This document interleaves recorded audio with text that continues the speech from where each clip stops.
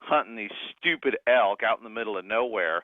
So I had no idea what happened on Saturday. I come out of the woods on Monday morning, and about 10 a.m. my time, my phone, I could tell immediately when it hit download service because my message box was like, and I'm looking at it, and there was like from Monday when I left till Friday, there was hardly anything. And then all of a sudden Saturday, and it was just MSU. I'm like, well, I guess I know who won that football game. But what was interesting, this is kind of cool, is because I'm not an X's and O's guy. Don't watch film, none of that stuff, all spreadsheet. First text I got on the state game, so I get this text, and it's like, dude, 8 minutes into the game, what the hell's Pelini doing? He can't play man against Mike. He's going to kill him.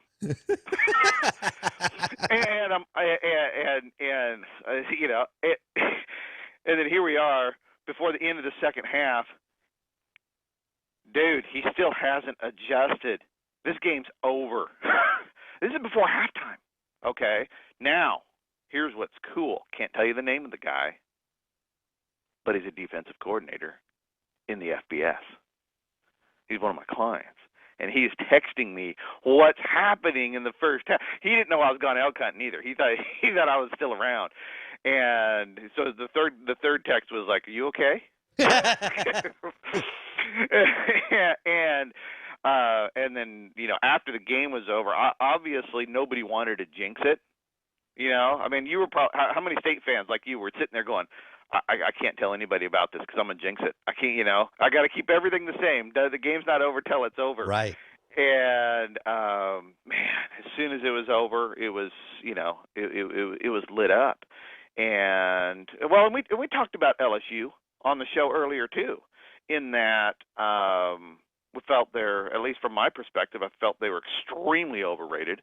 You have a new offensive coordinator who is subpar. You have a new defensive coordinator who is not Dave Aranda.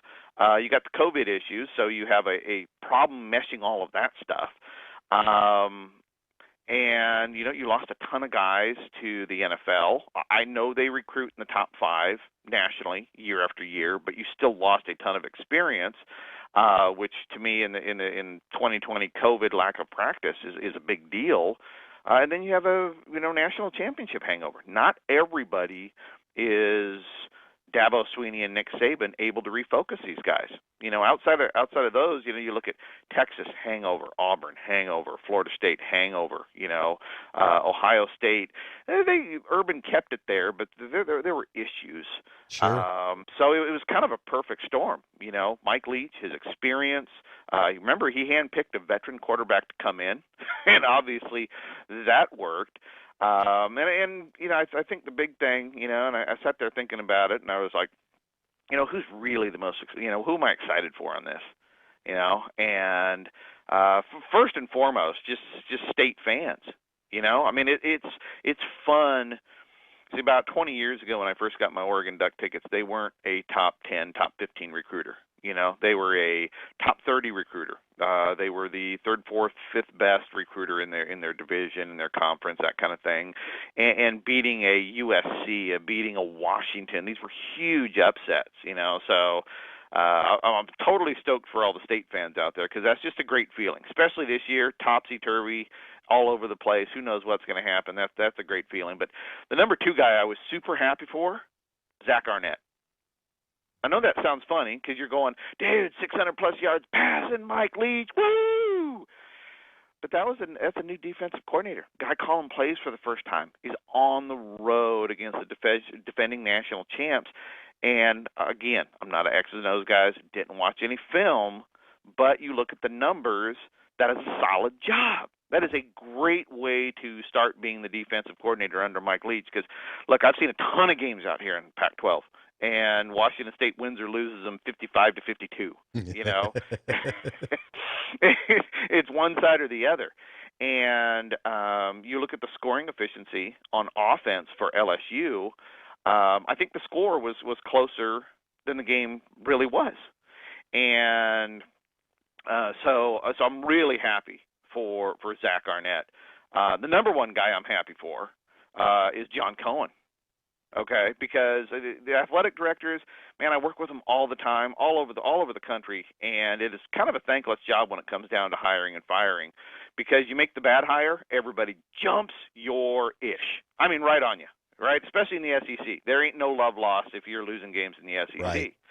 But when you got the guts to pull the trigger on and let's say a controversial hire where people are like, ooh, I don't know if that's going to work in the SEC. I'm like, God, that drives me nuts. The scheme has nothing to do with it. I hear air raid. It's like every other thing on my Twitter as well, the air raid. No, it's who coaches the scheme. Just because somebody runs an air raid doesn't mean they're going to beat LSU this year. It's the coaching of the damn scheme. So, getting back to it, my number one guy I'm super happy for is John Cohen, because if I'm in his shoes, and, having worked with so many ADs across the country, that's got to be a great feeling there. So all the fans should be happy for him. Send him some love too, because that is a big W. Who knows it's just one game, right? Just one game, but that is a big W coming out of the chute for MSU.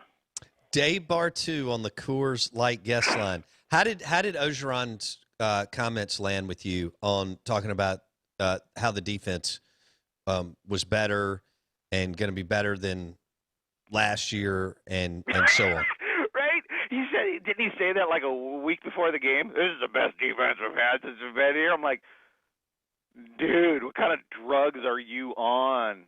I mean, first of all, what's the rule? You do not overpromise and underdeliver. Right. You don't do that, right? I mean, we saw it. Okay, love Joe Moorhead too. Okay, as an offensive coordinator, and I can actually say know Joe Moorhead a little bit. Talk to him, So, but one of the cardinal sins I think he violated when he came to state, right? He is like, he was delivering the moon before we played a game. Yes. Okay. So, and this is a life lesson here. It's like, don't do that. Under promise, over deliver. And Ed violated that. And he violated it in a way that, is you look back on it now and you go, it's our best defense we've ever had. Number one, on paper, dude, Bo Pelini's never, his life been better than Dave Aranda. Ever. Okay? So you just lost half your starters to the NFL, and this is a better defense. I'm calling bull ass on this one. Okay? Just start. So you got to overpromise and undeliver on that. So that's really dangerous there. And it was like a perfect storm as well. So you got a new defensive coordinator. You got less practice time. All your veterans are gone to the NFL. Bo Pelini for his career is good, not great. Dave Aranda's great, okay? And on top of that, the one time Pelini at Nebraska, that Sioux-led defense, faced Mike Leach, guess who put up the most yards on that great defense that year? Mike Leach. So, and then Mike Leach got a veteran quarterback that he handpicked out of the Pac-12. It was really, when he opened his mouth and said this is the best defense we ever had, he maybe he meant it, maybe he didn't, maybe it was a little bit of his grandstanding, who knows? Sure. But it was a perfect storm to not say that, right? Mm-hmm. I mean, everything came together in a manner, in my opinion, that was just the wrong time to say it, even if you meant it, because of what was coming down the pipe. So little practice time, so few so many new starters, veteran quarterback, a head coach that's coming in that has a propensity for upsets and putting up massive amounts of points and yards.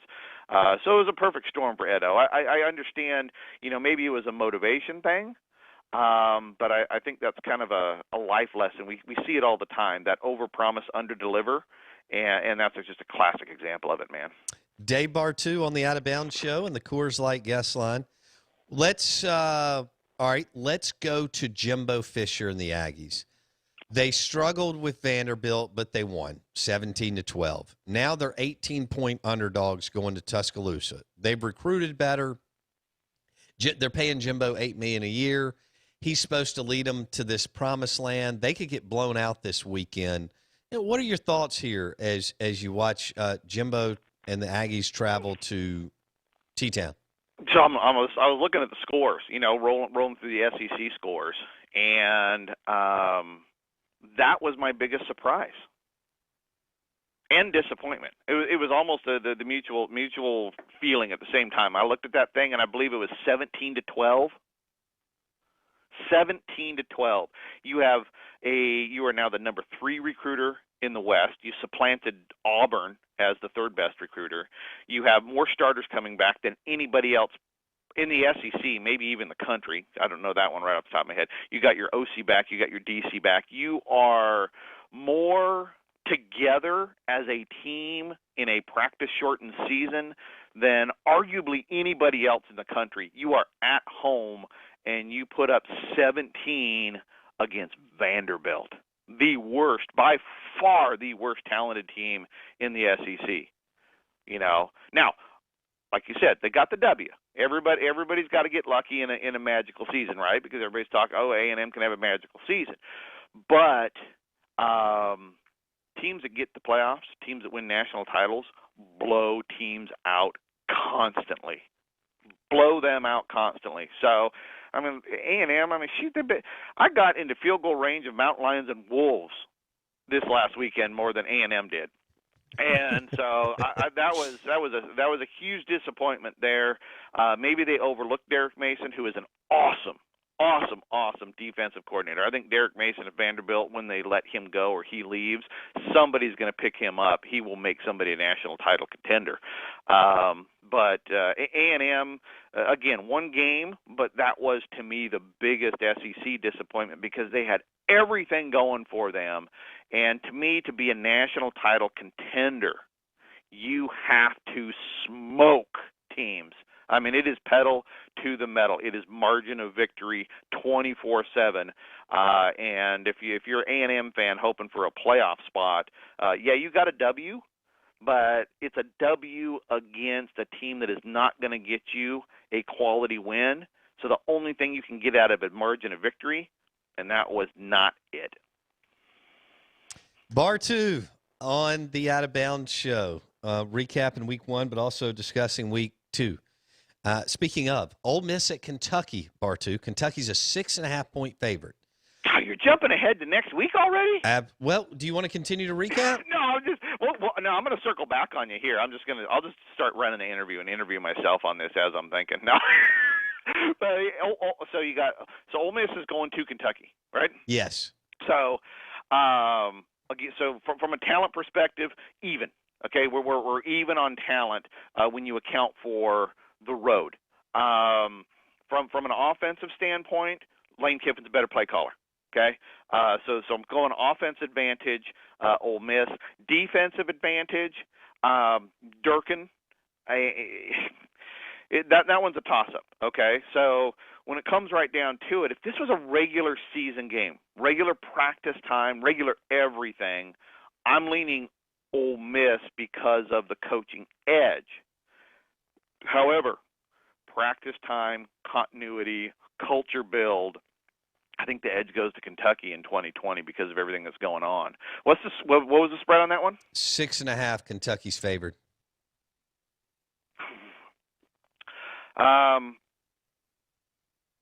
I'll go just for the sake of argument. I'll take the points. If I'm betting this thing, I'll take the points Me on too. that.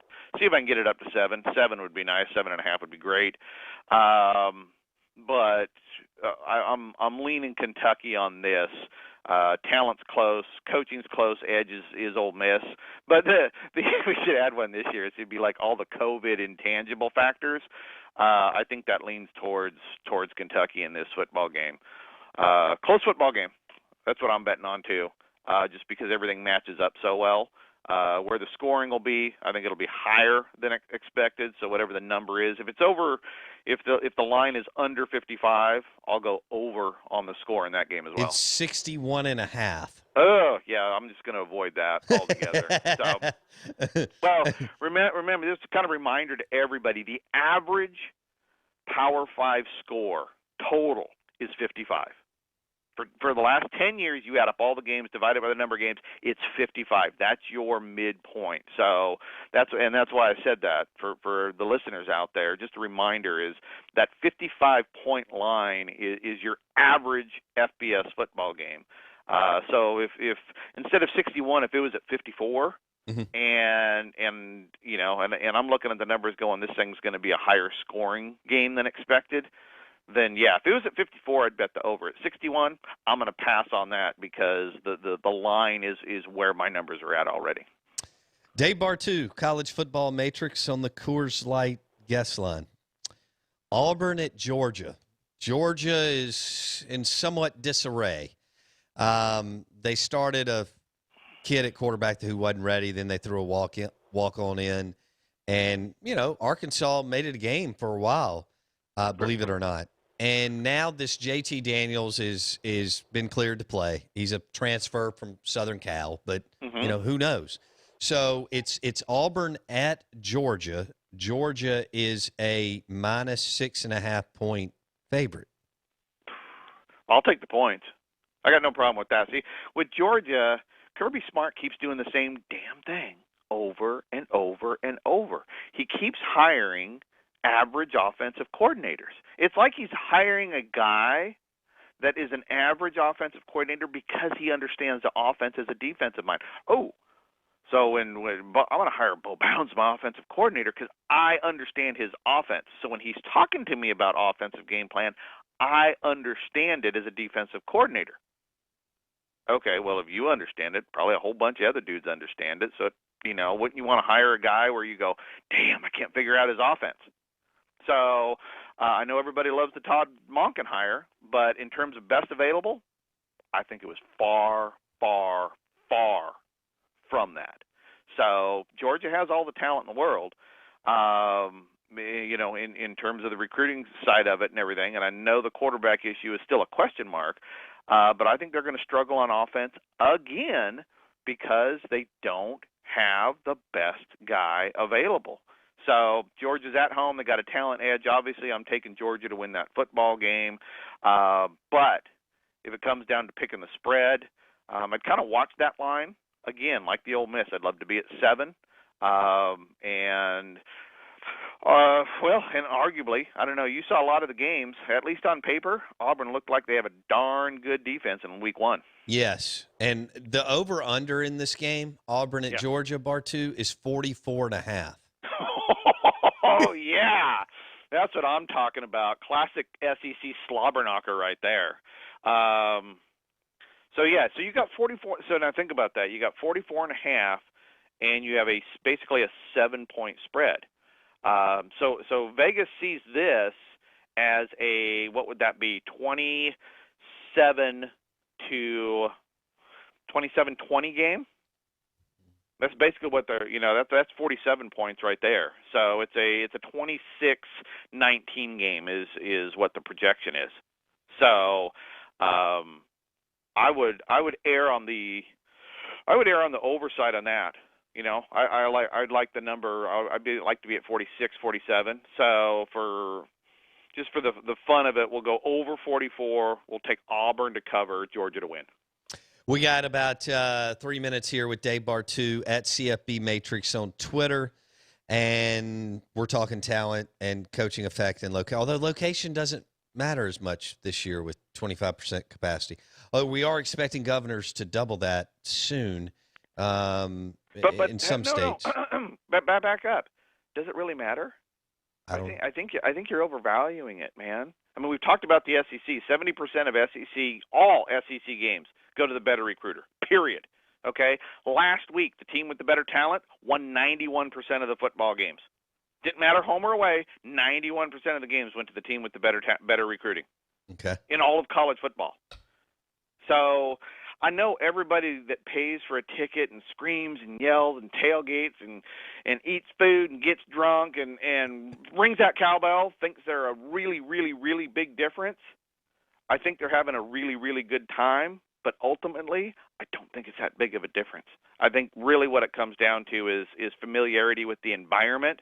I think road games are yes, a little less powerful without the fan base, but the overall result, I don't think it's going to be that dissimilar. Okay. With the stands being full. Now, somebody could say, hey, it would probably been a lot different at LSU. Okay. I'll give you a game. I'll give you a couple games. But in the grand scheme of things, 30, 40, 50 games in a week, I don't think it's going to have that big of an impact. All right. Sorry, fans. All right, we got 1 minute left. South Carolina at Florida. Muschamp continues to regress on offense. The line is 18. Florida's 17.5 to 18. It's at you don't care where it is, but it's at Florida. No. Well, I do care where it is because it's still a home field advantage. In terms of points being scored. When I'm talking home field advantage, when you're looking at spread and who's going to win and lose, it's two different things. Okay. And so I think that could play a factor into it. South Carolina, last week that was Tennessee, South Carolina, that was my circle. Dude, somebody's got to win this game. Losers basically on the hot seat. So Florida's offense, scoring efficiency was off the charts last week. Don't know much about the spread there, but I think Florida is an easy pick to win that football game. I think right now, hot seat-wise, all eyes are on South Carolina. Bam. Dave Bartoo at CFB Matrix on Twitter and joined us on the Coors Light guest line. Be good, buddy. Thanks. Love you guys. Thanks for having me on. And the show is brought to you by Madison Ridgeland Academy. We'll have MRA football on ESPN 105.9 The Zone Friday night at 6:30. Ross Haley and Greg Self on the call. If you're on the fence about your child's future, call today, 601-856-4455. and schedule a private tour of Madison Ridgeland Academy. We'll see you tomorrow.